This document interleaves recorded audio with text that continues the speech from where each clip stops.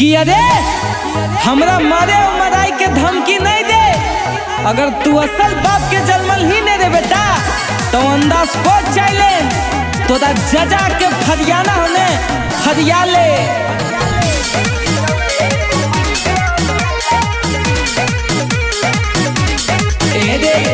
जाना है सारा जमाना रे के सुनैले तो कोनो थाना रे।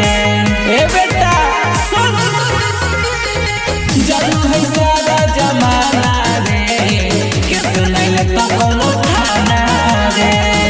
घरवा चहड़ के सबके मारबौ पारा पारी हियो एगो मैया के लाल सबा का पर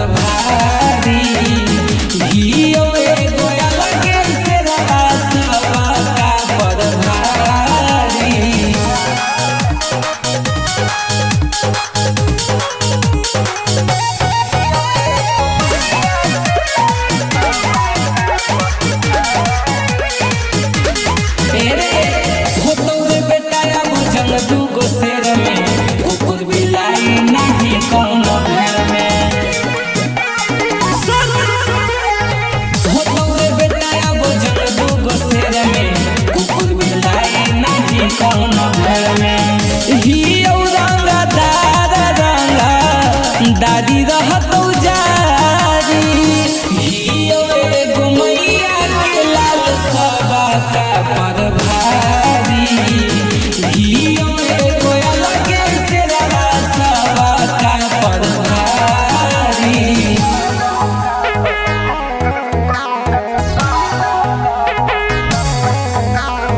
recording by top music Patna.